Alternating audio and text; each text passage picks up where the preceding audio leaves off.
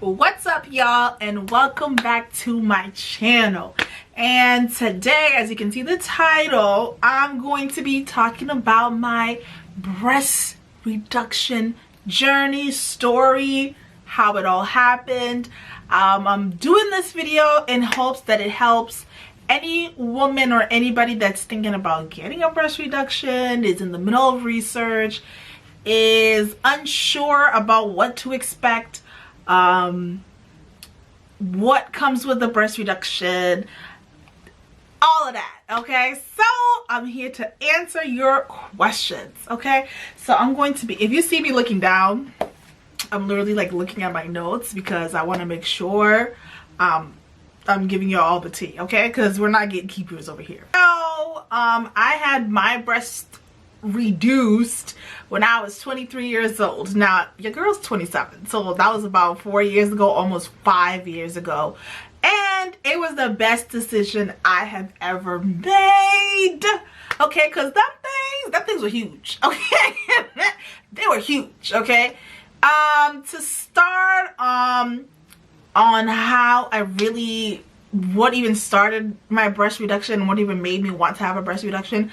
I've always had big boobs. Okay, I peaked puberty really early. I mean, by the time I was in middle school, and we're talking like 4th, 5th grade, okay, I had boobies. Okay, I'll never forget, we were playing kickball during recess and I was running and everybody's like laughing, and I'm like, I don't know what they're laughing about. And that was the day I realized that my titties were tittying and nobody else was. Okay, and it's like they just grew overnight. I mean, like, I didn't even get to wear like little training bras that all my friends had, little cute ones. Girl, we went straight to the all woman bras. Okay, because back then, if you had big boobs or like any kind of boobs, they didn't have cute styles, they didn't have cute prints. So I was stuck in the beige and whites and the blacks, like in your mama and grandma side of the store. Okay, and I hated it, and I hated wire bras. So I was always stuck with wireless, and the wireless back in the day, they were not cute. They were not cute. And of course, I'll insert pictures somewhere around the screen to really give you guys like evidence and examples of how your girl used to look like. Okay, so let me reach my little notes over here. So at my biggest and my fluffiest of the girls, I was like a 32G. Sometimes, depending on the make of the bra, I would be like a 32F. And in sports bras, I can go all the way to a 32J. So my problem was I had a really small waist, but I had really big boobs. So there's nowhere that was selling that size. So everybody usually assumes, or most manufacturers, if you have big boobs, then you have a big waist as well. And that was not my case. Okay.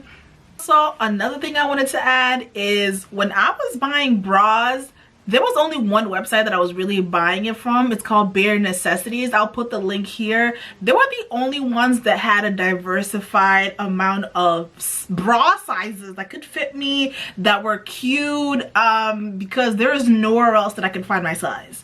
And at some point it was real expensive. I was like spending like on sale for a sports bra that was like a what, 32, 34J. I was spending like $70. Okay, having big boobs is expensive, and that's one thing people don't realize. For you to have a proper bra with the proper sizing that fits you, it's expensive. So when it comes to issues, the issues I had my back would always hurt. I had really bad posture. Like, I was always hunched over. And I remember my mom would ask me, why are you so hunched over? Because what are they called? The straps of the bra would be digging into me. My boobs are heavy. I mean, I feel like those things were like 10 pounds each. They were too big for my figure, you know, like I was smaller. I had really skinny arms. I mean, I'll insert the pictures for y'all, but and I had big boobs and I was really insecure about them, so I would hide them a lot. Like if I wore a shirt, I would wear like a cute little scarf with it, or I'd wear like a vest, or I'd wear like a jacket. I mean, I was super insecure, and most people didn't even know I had big boobs because I hid them that well. Okay, I just never wanted people to talk to my boobs first before they talk to my face. I didn't want people to judge me off of how I looked before they could entertain what's going on up here. You know what I mean? Like I was just not that girl that was going to have cleavage, show cleavage, because I didn't want that kind of attention. I didn't want boys to be looking at me like that. I didn't want girls to be looking at me like, oh, she's the one, she's a little fast girl with the titties. You know what I mean? Because I was always an inch away from looking like, oh, okay, I hated it. I mean, I just didn't like them. I'd go to the gym, no matter what I would do, they would not deflate. And my boobs were like, they were not saggy. They were like pregnant woman boobs. They were like plump and fluffy, and that time of the month they were just huge. So like I never needed a push-up bra. I would take off my bra and they would just be heavy. And I hated the summer. Under your boob you would just sweat. It would get itchy. That's something people don't talk about. When you have under boob sweat, it itches. It itches. And at this point I'm in high school, so you want to wear the cute shirts, the cute tank tops like this, and you can't wear that stuff with a bra. And those clear straps, y'all know those don't work. So I always knew at some point I was going to get a breast reduction. I prayed to God. I was gotta know when this would happen or when how, but I can't do it. Started on YouTube. I started researching what a breast reduction even entails. Most of the women in my family, especially my dad's side, were all like tall, skinny, but we have big boobs. And then my mom's side, they're a little thicker with big boobs. So I just started researching like what is a breast reduction, what does it cost, how can I get one, and I realized that insurance can pay for it, but the only way insurance pays for it if you have to prove that it's a medical need. That's the only way they're gonna pay for it, right? So once I turned 22, 23, I was like, we gotta do something about this, okay? So the first thing I did was talk to my PCP, and I explained to her. She was real cool. I explained to her, I was like, I do not want my boobs. Okay, I have like these back problems. They're just so inconvenient. And my thought process at that time, I was like, one day I'm going to be pregnant with children and they're going to be even bigger. I just couldn't fathom that. I just couldn't, I could not. So, and I told her I did my research, and it's a local clinic where I go. So you have to go to like the main hospitals in the city, so like Boston, right? So you cannot just walk in to an appointment with a surgeon. You have to have a recommendation, a referral from your PCP. So she wrote a letter, she gave me a few contacts, and like for weeks I tried to get an appointment. I finally get an appointment, and the doctor, she looks at me and she was like, okay, I understand. And she was like, do you take prescription medicine for the pain? I was like, no. She's like, have you ever tried physical therapy? I was like, no. She's like, okay, you can't be a good candidate unless you do these things. Let me tell y'all, if you want insurance to pay for you, insurance will make you work, okay? Insurance will make you do your job, do your due diligence, because they're not just gonna throw away money if it's not a medical need and it's just for cosmetic reason. So then I was like, okay, fine, that's great. So my PCP wrote me a prescription for like a high dose painkillers. It was like 600 milligrams. I didn't take them, obviously, but just so we can have those records. And then after that, I was referred to a physical therapy that was like related to the main hospital in Boston. I went to BMC for anybody who is in Boston, and I had a great physical therapist, and she was a blessed girl too, so she knew what it was about. And And you have to have, well, depending on your insurance, you have to have like 6 to 10 sessions with physical therapy sessions, just so you can prove that clearly you need it and the physical therapy is not working. It obviously varies with all insurance companies, so you'd have to look into that and research what you have to do and how many physical therapy sessions that it takes to even be qualified. So physical therapy, she just teaches you like strengthening back exercises, things like that. So they were like 30-minute sessions, so I would bang them out real quick, either once or twice a week. And my insurance obviously covered the physical therapy as well. And this took like a good, like, I would say 2-3 months. Like, you have to be consistent. Like, you have to be consistent. You have to be like, it's a journey, y'all. So then afterwards, once I was done, I got another appointment with my plastic surgeon, the doctor, and then she was like, okay, did you try this and this, what I asked of you? I was like, yeah, girl, I did. And she was like, okay, you're a perfect candidate. It's like, let me tell you, it's a system. Okay, it's a system, and if you can play the system well and really, and you actually, it really is a problem for you, the system will work for you, girl. Okay, just do your research, and it's gonna take time. Like, if you want it to be a fast process, then pay. If you don't want it to be a fast process, if you're willing to do the work, insurance got you. She gave me an appointment for about a month or 2 in advance, and I was like, okay, perfect. This is like, I did my research on what I should get ready. I bought bras that you can close from the front from Walmart. They were really cheap, because for a few months, for a few weeks, you can't lift anything. And for her, she was not doing surgery based on the size that she wanted. So that's also one thing. Every surgeon is different. Everybody has their own precautions. Some people will do it based on what size you want. If you want to go from a G to a C, but her, she was doing it based on your body type. So she was going to mold my boobs essentially to my body type, that it would be proportional. So you couldn't live for a few weeks, so I knew I could tell my job like, hey, like, I need a couple days. And the risks also with surgery is that you could possibly not be able to breastfeed, because they do move your nipples. So I'll attach, I had the anchor, it's called the anchor incision, so it goes down and across. Okay, so she was like, you know, you'll have scars, and of course us black people, we're more prone to keloids, and you won't be able to like do simple things as like a shower in a couple days for maybe a week or 2.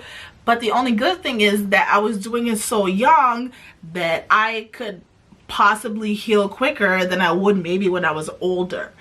And with breastfeeding, I felt like I could take that chance, because honestly, you don't even know if you could breastfeed until you have children. So I was like, God willing, I hope I can breastfeed, but you don't know until that anyway. So I was like, it's fine, girl. We just need them to take it out, okay? So, and then as about a week later, they called me. They were like, hey, someone canceled their surgery. Do you want to do it in like 2 weeks? I was like, what? Okay. I figured, you know what? It's going to get done anyways. That's fine. So I literally took a few days off, and on September 29, 2017, your girl went in there for a surgery. Now, the day before, I ate I think I ate like ribs, I ate like some loaded mash, because you cannot eat, I think it was like, depending on what time your surgery is, my surgery was like in the afternoon, you can't eat anything, not even water, like a drop of water, because when you go under anesthesia, your whole body pretty much like freezes, and for that anesthesia to hit, you can't eat nothing. So I went in the night before, I had someone like take me there, and all the pre-op stuff. I'll post like clips of like some videos I took the before. My hair was looking crazy, okay? It was looking at my ass. I was not this cute, okay? But I was not nervous, but I was also kind of like apprehensive for it to kind of happen. I was really like curious what's gonna. I was just like, I just hope she doesn't botch me. Let's be real. I was like, I hope they're the same size. I hope they're doing their thing, like, cause I'm only 23. I was like, oh Lord, you know, I don't want to be a plastic surgery nightmare, you know, but all went well. The first thing when I woke up, it's like you just feel, first of all, I just hate IVs, I hate needles, but when I first woke up, I felt pain, but I don't know if it was pain or just waking up. So they gave me more of the what is it morphine? I don't think it's morphine, whatever, the painkiller. And then after that, I was able to walk to the car. I did my research, so I had a pillow in the car to separate you and the seatbelt, because when it gets to bumping, you feel it. Like, you feel because of the incisions. But once I got home, I think it's because you're so doped up that I was like reaching for like a bowl in my house, and everybody was like, what are you doing? You're not supposed to be reaching or like picking up anything heavy. And I was like, okay. Fast forward to the recovery process. I think the most painful process for me was having to take off. So my incisions had the incisions where like they disappear, so they didn't have to take out the incision, like the what is it? Oh my god, I'm like blanking out. So like they were going to melt and disappear over time, but they had like tape over where they cut the incision, right? That was the most painful part. Like, I think it was the second or third day you had to take off like the tape. Let me tell you, I had to take a painkiller, but then I hated the opioids because they make you nauseous, and then you're supposed to take this medication after you take. I just hated them. So just taking off the tape, ooh, that was the most painful part. I mean, I had to get showered because you cannot bend. Like, everything is tight. Like, imagine someone like duct taping you, but like it's your skin. So I had to have someone shower me, like, you know, you like a car wash. Let me tell you, it was a very humbling experience. Very humbling experience. And you know what they say when you get some kind of like reduction or like lipo or whatever it may be, your fat cells start like shifting other places. They do. Listen, I woke up and I was like, I don't know if it's because I had big boobs, but I was like, oh, my booty looking kind of cute. But over time I started to notice, like, when I would gain weight, it wouldn't go to my boobs anymore. It would go to like my back or like my arms and things like that as I got older. So eventually I ended up being a 34 double D, which is fine with me because it's like a 34 double D small. I don't know if you guys can see it, and it's proportional to my body, you know. I instantly, my back was so much better. I still to this day still have to work on my posture. I still have to remind myself to like sit back, not like hunch, you know. That's the only thing. I'm pretty sure she took a couple pounds off of each boob. Like, I don't really recall how much it was, but I think it was like 4 or 5 pounds, honestly, because my boobs were like huge, okay? And after that, for a while, you can't wear wire bra. As I said, you have to wear like bras that close in the front. I couldn't go to the gym, so I took it super duper easy. So the recovery process was fine, but the only thing that happened was like where there was incisions, I had like, as it was healing, I wouldn't say it was like holes, but I started noticing like it would like leak. Like, it was like a fluid that was like leaking. And one time at work, so usually what I would do, I would put like pads in there, because a lot of times like your clothes could really irritate the where they cut you. So I would put like little pads, like gauze pads on there, to just like have a barrier between yourself and your clothes. So I started noticing, and it was like yellow. So I was like, oh my god. What is this? So I quickly got a follow-up appointment, and she was like, oh no, it's fine. That's how like the body, when it's healing or something like that, it starts to remove excess like fluid and things like that. So I was like, okay. But after a day or two, it went away. I was massaging my incisions. I could have done a better job, but in my head I knew I was trading off like small boobs for scars, and I made peace with that. I was fine with that. So afterwards, for a really long time, I just didn't. First of all, I already hate wire bras, and I'm not even wearing a bra right now. I mean, I just don't wear like bras that often unless I really have to. But I can get away with just like a regular little sports bra. So they did get a little bit smaller, but obviously during that time of month, you know. The only regrets I would say that I had in this whole experience is I did not document it enough. I wish I had asked the surgeon like to take a picture of what they took out, you know. I wish if you're going to do this, document everything, okay? Document everything, because it's such an incredible process, and you have to fall in love with yourself again and really like get used to you again. Literally get used to you again, okay? But it was the best thing that could ever happen. Most people don't talk about is what happens after surgery, okay? When you get under anesthesia, when you are under anesthesia, you will be constipated.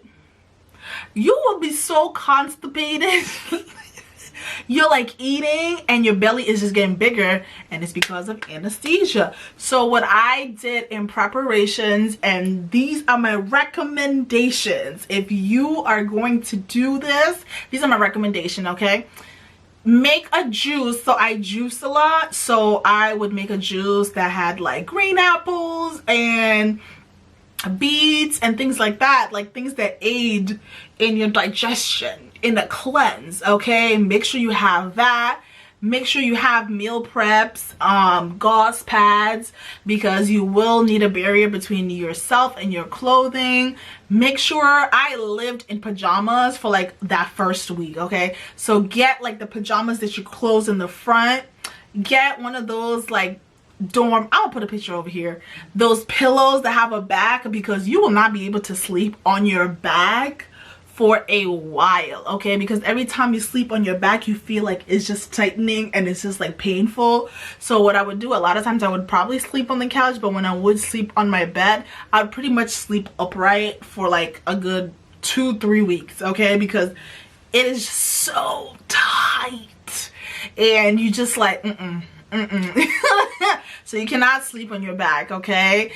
Get your juices, get your outfits, everything front closing. And you cannot lift anything. If you have children, you cannot lift them. You have a pet, you cannot lift them. You cannot even lift up a gallon of water, okay? Because it will feel like your chest already feels so tight that you just don't want to like do any hemorrhages, and you just don't want to damage the incisions depending on what kind of incisions you got.